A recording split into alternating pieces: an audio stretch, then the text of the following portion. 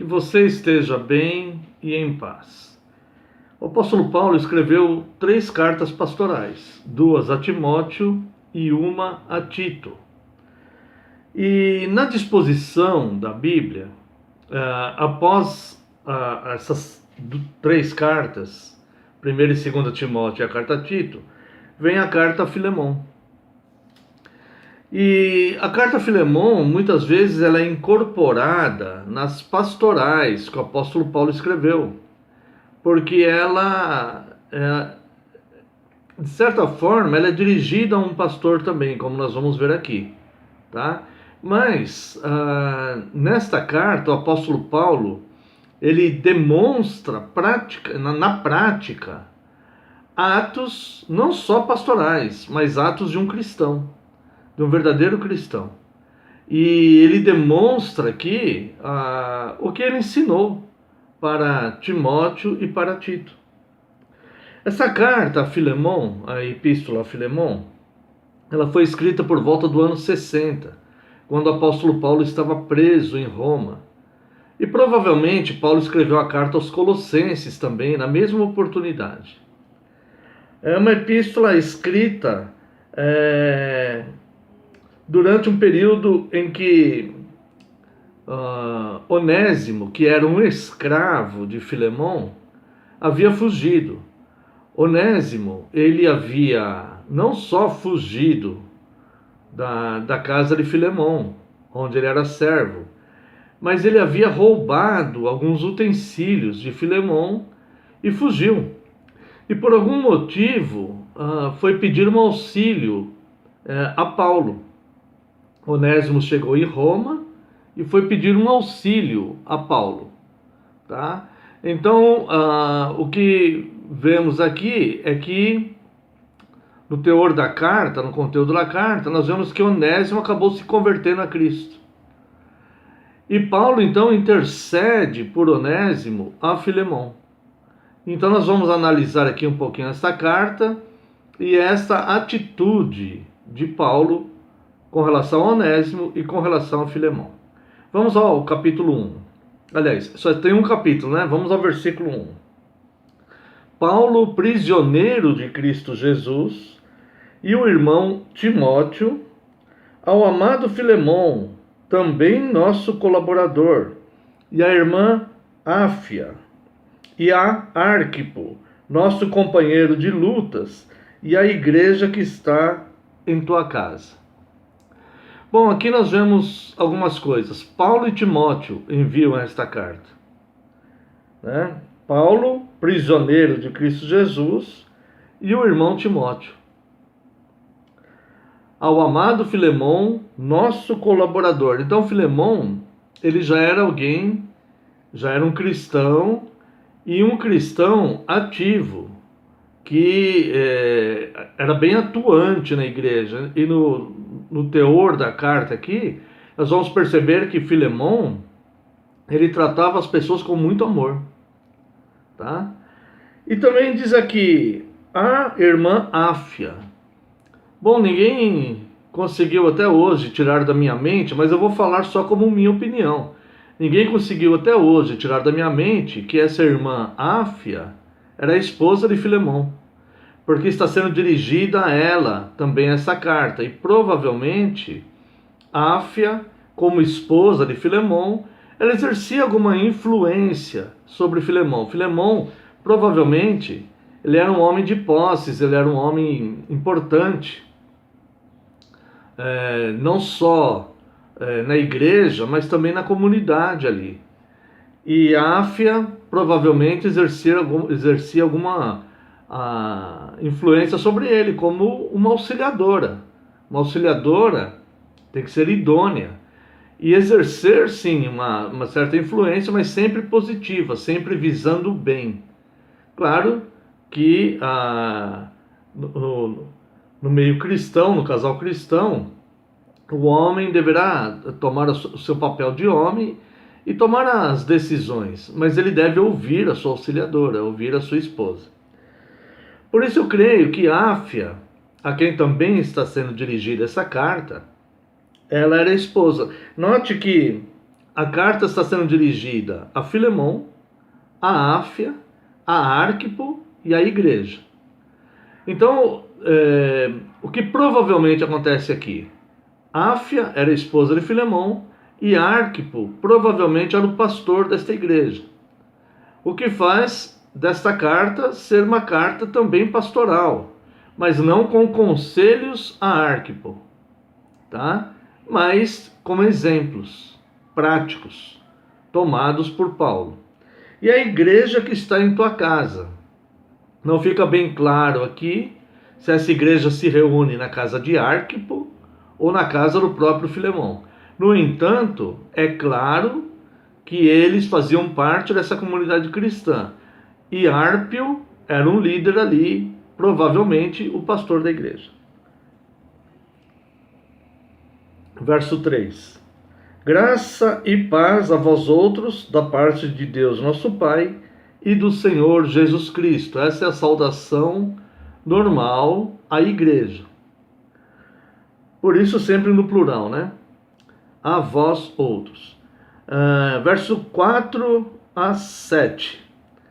Ação de graças. Dou graças ao meu Deus, lembrando-me sempre de ti nas minhas orações, estando ciente do teu amor e da fé que tens para o Senhor Jesus e todos os santos, para que a comunhão da tua fé se torne eficiente, no pleno conhecimento de todo o bem que há em nós, para com Cristo. Pois, irmão, tive grande alegria e conforto no teu amor, porquanto o coração dos santos tem sido reanimado por teu intermédio. Então Paulo, de certa forma aqui, ele exalta Filemon como um cristão sincero e um cristão amoroso. No entanto, ele diz aqui algumas coisas importantes, além do fato de que sempre se lembrava de Filemon em suas orações. Paulo fala que ele é ciente, ou seja, ele tem conhecimento do amor e da fé que Filemon tinha para com o Senhor Jesus e todos os santos, deste amor que ele tinha não só por Cristo, mas com todos os santos.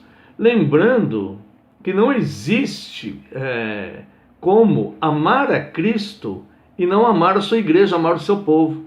Não é possível fazer uma distinção aí de amores. Eu amo a Cristo, mas aqueles a quem Cristo elegeu, ao povo de Cristo, né, esses eu não amo, não. Isso é impossível, porque o próprio Paulo, ele teve a experiência, enquanto perseguidor da igreja, quando estava indo para Damasco perseguir a igreja, o Senhor Jesus Cristo aparece para ele e fala, o seu nome ainda era Saulo, né? Saulo, Saulo, por que me persegues? Então, note que Cristo, ele se coloca no lugar da noiva sempre. Ele morreu pela igreja. Ele se colocou no lugar da igreja como se ele tivesse cometido os pecados das pessoas, da igreja, dos eleitos, dos salvos, diante de Deus, e sofreu a ira de Deus. Então, Cristo, ele sempre se coloca no lugar da igreja. Se você falou da igreja, você está falando de Cristo. Se você ama a igreja, você está amando Cristo. E se você odeia a igreja, você está odiando Cristo. É impossível desassociar o noivo da noiva, Cristo do seu povo, da sua igreja. É como o matrimônio, onde o homem deixa pai e mãe, se junta à sua mulher e os dois se tornam uma só carne. O próprio apóstolo Paulo, ele faz essa ilustração, comparando Cristo e a igreja com o matrimônio. Então não tem como desassociar, tá? Então, quando ele fala aqui, estando ciente do teu amor e fé que tens para com o Senhor Jesus e todos os santos. Ou seja, esta fé dele estava correta e este amor pleno. No entanto, parece aqui que Filemon lhe precisava ainda obter algum tipo de conhecimento ou entender algumas coisas. E Paulo diz aqui, para que a comunhão da tua fé se torne eficiente, ou seja, ativa, produza frutos de fato, no pleno conhecimento de todo o bem que há em nós para com Cristo, ou seja, dentro do universo cristão, da comunidade cristã, da vida espiritual cristã. Pois, irmão, tive grande alegria e conforto no teu amor, porquanto o coração dos santos tem sido reanimado por seu intermédio. Então, como o coração dos santos tem sido reanimado por teu intermédio, como eu tenho consciência da tua fé e amor para com Cristo e para com os santos, mas escreva essa carta para que a sua comunhão se torne eficiente. Ainda faltava alguma coisa. É muito comum em nós cristãos ainda faltar alguma coisa, ainda aprendermos alguma coisa. E é uma ilusão, é um engano terrível e até mesmo uma cilada, um laço, quando nós achamos que estamos completos no amor, estamos completos na piedade, na consagração. Se alguém no meio cristão está se julgando assim a si mesmo, este alguém está muito perto de uma queda. Porque sempre nos falta aperfeiçoar em algo e aprender algo. Como o apóstolo Paulo diz, nós vamos de glória em glória até a estatura de varão perfeito. Quando chegar na estatura de varão perfeito, nós estamos prontos para irmos de volta para casa ou para o céu.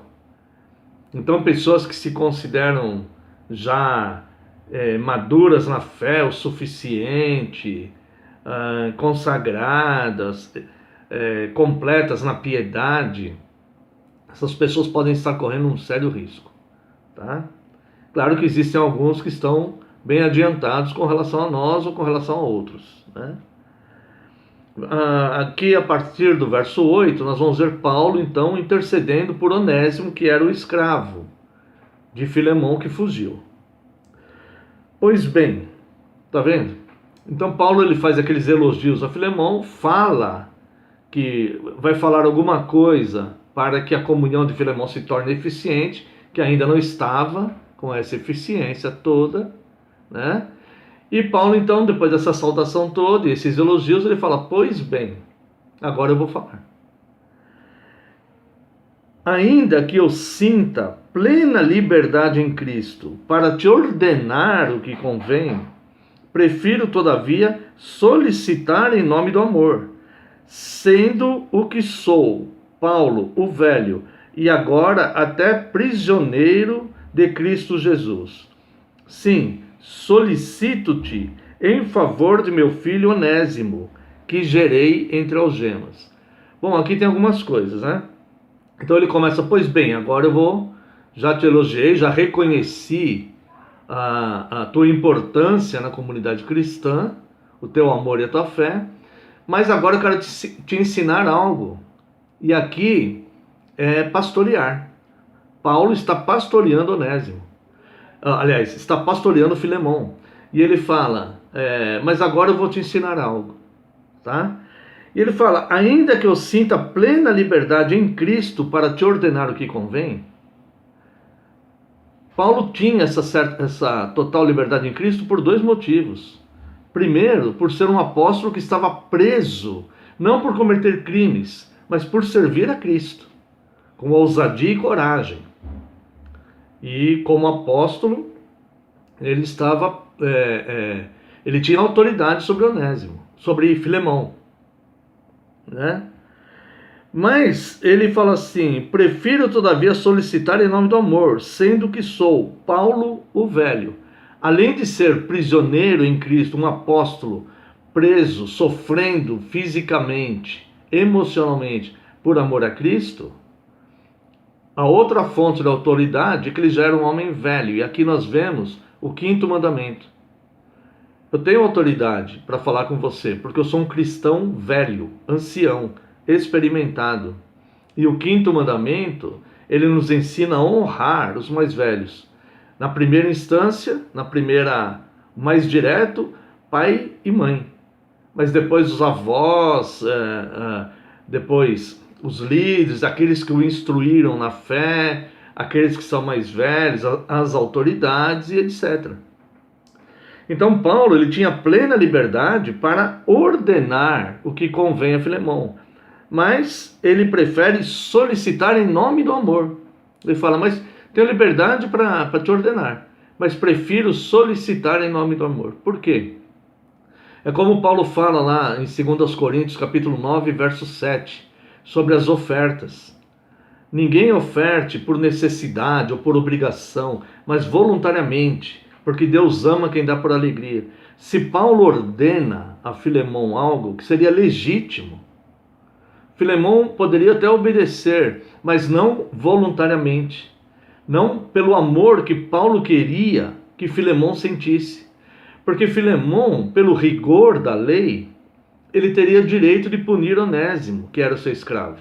Mas Paulo está apelando pelo amor. Eu não quero que você trate Onésimo pelo rigor da lei que você tem direito, mas pelo amor cristão. Como Cristo nos perdoou e nos abençoa com toda sorte de bênçãos, eu quero que você sinta este amor voluntariamente e também ame a Onésimo, que agora também é irmão na fé.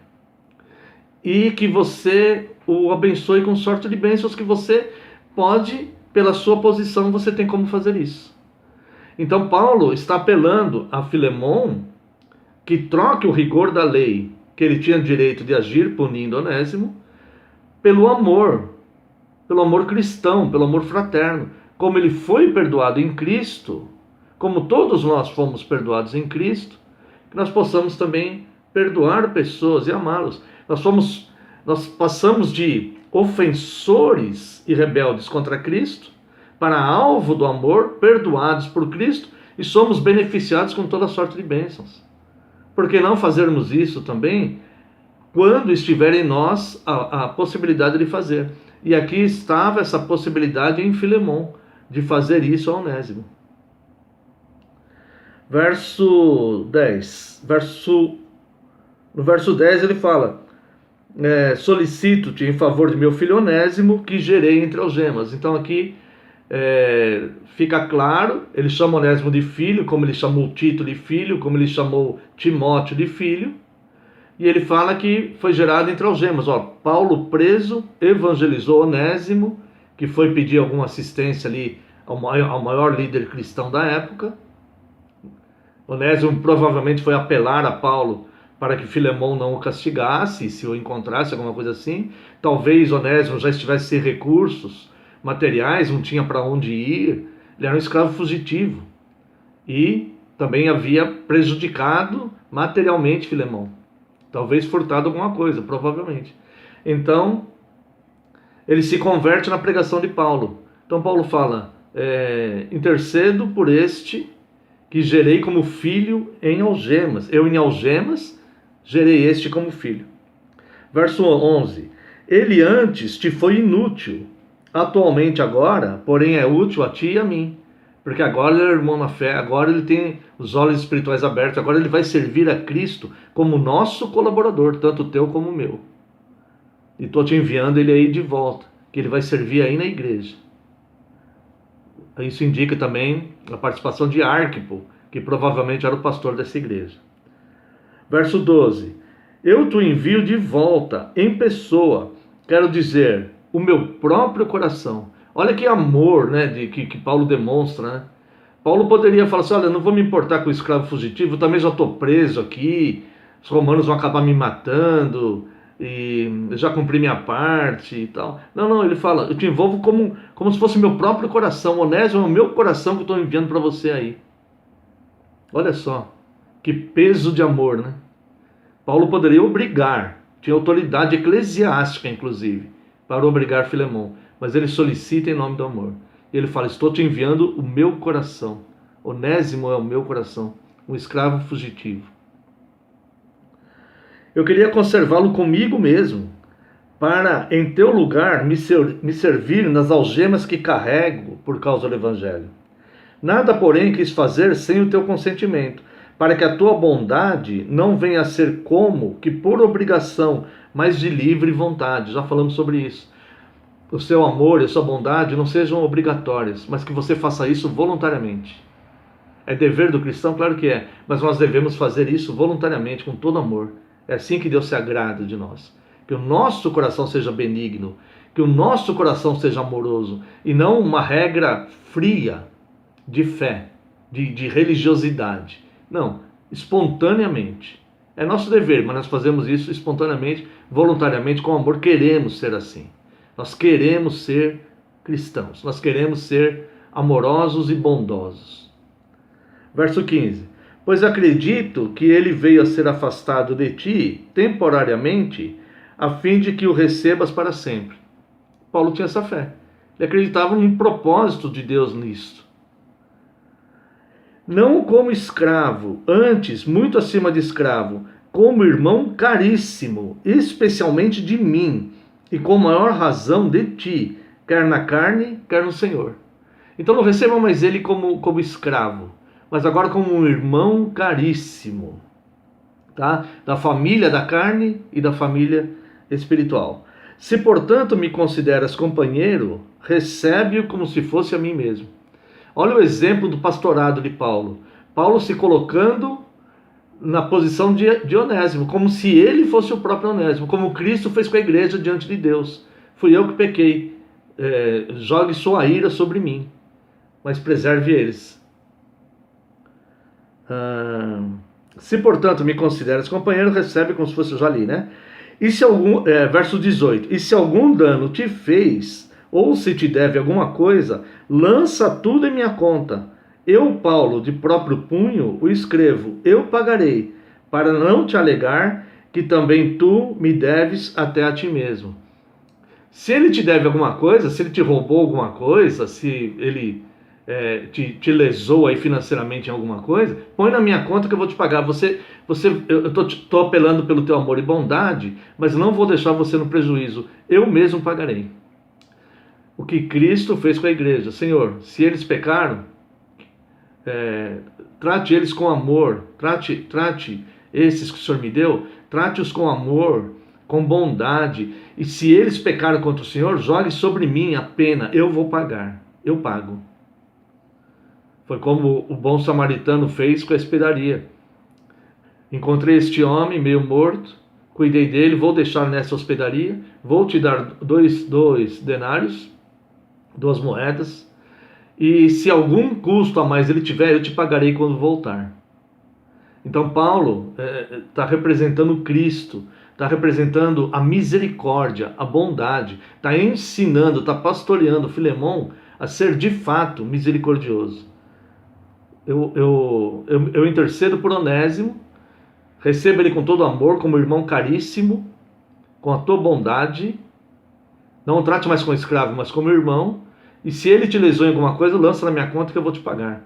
E Paulo, ele advoga mais uma vez esse apostolado. Sim, irmão, que eu receba de ti no Senhor este benefício. Não, antes aqui, para não te alegar que também tu me deves até a ti mesmo. Provavelmente Filemão é mais um convertido da pregação de Paulo. Certamente Paulo organizou a igreja ali, né? E Filemão deve ter se convertido ali, talvez em Colossos mesmo. E Paulo usa essa expressão: até a tua salvação, até a tua vida, você deve a mim, mas eu te peço, eu não te obrigo a fazer isso, mas eu espero que você faça, e eu peço que você haja assim, pelo teu amor, né? Paulo está conseguindo conciliar, resolvendo o problema do Onésimo, que ele seja tratado bem, e que Filemão também saiba amar aqueles que o ofenderam, como Cristo amou aqueles que o ofenderam, como Deus ama a igreja que o ofendeu. Isso aumenta o galardão de Filemão. Sim, irmão, que eu receba de ti no Senhor esse benefício. Reanima-me o coração em Cristo. Me dá essa alegria, faça isso por Onésimo. Olha que coisa linda, como Paulo estava preocupado com Onésimo. Como essa intercessão que ele fez por Onésimo não foi apenas um negócio para desencargo de consciência, mas foi profundo, foi apelando mesmo pelo amor de Filemão, desejando que Filemão trate Onésimo com todo esse amor e esse carinho. E por fim, a saudação aqui, né? Certo como estou da tua obediência, eu te escrevo sabendo que farás mais do que estou pedindo. Antes ele falou, escrevo de próprio punho. Normalmente, Paulo ele tinha um escriba, que chamava Tércio. Paulo ditava e ele escrevia. Às vezes o próprio Timóteo escrevia, como provavelmente nessa carta o Timóteo estava escrevendo. Mas quando Paulo faz o pedido, ele fala, eu escrevo de próprio punho, eu te pagarei. Né? Porque Paulo tinha um problema de vista. E muitas vezes, quando ele escrevia de próprio punho, ele escrevia com letras grandes. Né? Certa vez ele falou, vejam com que grandes letras vos escrevo. Tá? Escrevo de próprio punho. Certo como estou da tua obediência, verso 21, eu te escrevo sabendo que farás mais do que estou pedindo. Mais uma vez lembrando a fé. Deus faz por nós muito mais do que pedimos ou pensamos. Esta é a promessa bíblica. E ao mesmo tempo, prepara-me também pousada, pois espero que, por vossas orações, vos serei restituído.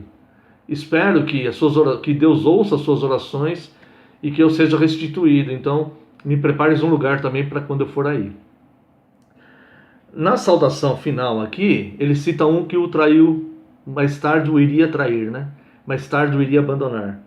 Saúdam-te, Epáfras, prisioneiro comigo em Cristo Jesus, Marcos, Aristarco, Demas e Lucas, meus cooperadores. Esse Demas foi aquele que ele fala, amando o presente século, foi-se para Tessalônica, que me abandonou, né? Então esse Demas é um que Paulo considerava ele como cooperador, mas que mais tarde traiu a confiança de Paulo, amando o presente século, abandonou a Paulo. E por fim, a graça do Senhor Jesus Cristo seja com o vosso espírito. Bom, é uma carta pastoral, no sentido de Paulo estar ensinando a igreja e Arquipo, que era o pastor, pastoreando Onésimo e Filemão, pastoreando os dois, resolvendo um problema que havia entre eles, entre Onésimo e Filemão, equalizando o problema e mostrando uma forma de pastoreando, né? Mostrando que é possível resolver esse problema não pelo rigor, mas pelo amor, pela compreensão, pelo perdão, considerando um ao outro irmão caríssimo, sempre tendo o outro como mais honra do que a nós mesmos. Espero que este complemento seja para a tua edificação. Terminamos aqui as pastorais e que Deus abençoe a sua vida.